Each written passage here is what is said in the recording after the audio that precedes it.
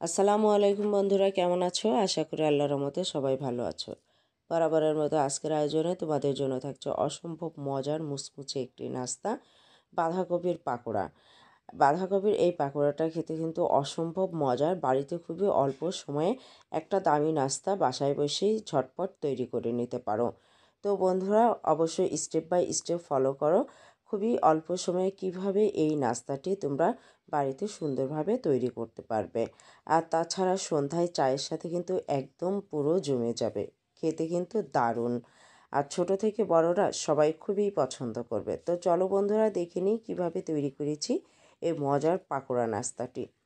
এখানে আমি কিন্তু দেখো ক্যাবেজ কুচি কুচি করে নিয়েছি 3 কাপ পরিমাণ। আর আগে থেকে পানিটা খুব সুন্দরভাবে ঝরিয়ে নিয়েছি।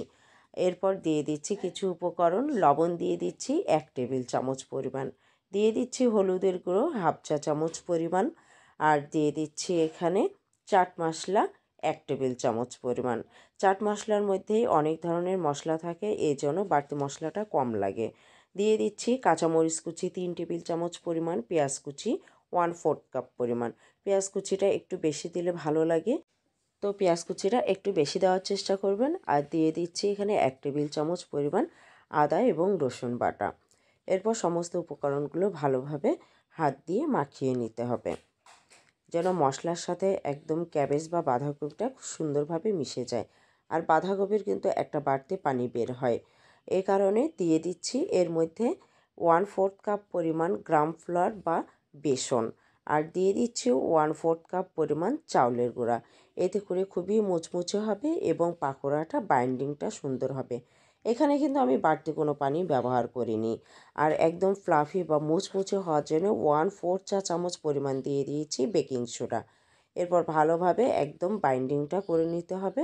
আমি আগে থেকেই বলেছি বাড়তি কোনো পানি ব্যবহার করিনি। আলতো হাতে এভাবে মাখতে মাখতে দেখা যাবে ক্যাবেজের পানির সাথে সুন্দরভাবে একদম মিশে গেছে। এরপর ভেজে নেওয়ার পালা।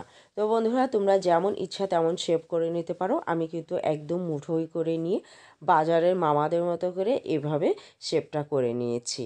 দেখো, আর মিডিয়াম আঁচে কিন্তু ভেজে নিতে হবে, এ কারণে যে ক্যাবেজটা যেন খুব সুন্দরভাবে সিদ্ধ হয়ে যায় আর মুচমুচে হয়।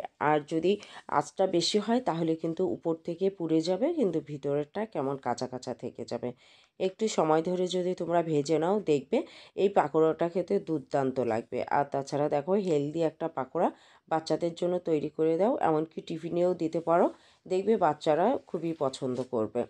তো বন্ধুরা দেখো, যখনই একদম লাল লাল হবে মুচমুচে, ঠিক সে পর্যায়ে আমরা উঠিয়ে নেব। কালারটা দেখেই বুঝতে পেরেছো যে কতটা মুচমুচে হয়েছে আর খেতে কতটা দুর্দান্ত হয়েছে। আর একদম সসের সাথে কিন্তু পুরা জমে যাবে। তো আমার কাছে কিন্তু খুবই ভালো লেগেছে, আমার পরিবারের সবাই খুবই পছন্দ করেছে। আশা করি তোমরা বাড়িতে এভাবে তৈরি করে দাও, সবাই খুবই পছন্দ করবে। তো বন্ধুরা, কেমন হয়েছে অবশ্যই কমেন্ট বক্সে জানাতে ভুল করো না। আর যারা আমার চ্যানেলের নতুন, তারা চ্যানেলটিকে সাবস্ক্রাইব করে পাশে থাকা বেল বাটনটি বাজিয়ে দিও। যখনই আমি নতুন কোনো ভিডিও আপলোড দেবো, সর্বপ্রথম নোটিফিকেশন তোমরা পেয়ে যাবে। আর যারা আমার চ্যানেলটিকে সাবস্ক্রাইব করেছো তাদের অসংখ্য ধন্যবাদ। আর তোমাদের কাছে ছোট্ট একটি রিকোয়েস্ট, আমার চ্যানেলটিকে ফ্যামিলি এবং ফ্রেন্ডদের সাথে বেশি বেশি করে শেয়ার করো। আর আমার জন্য দোয়া করো, আরও সুন্দর সুন্দর রেসিপি এবং ক্রাফট নিয়ে তোমাদের জন্য হাজির হতে পারি। সে পর্যন্ত বাড়িতে যারা আছো ভালো থেকো, সুস্থ থেকো এবং আমার জন্য দোয়া করো। আল্লাহ হাফেজ।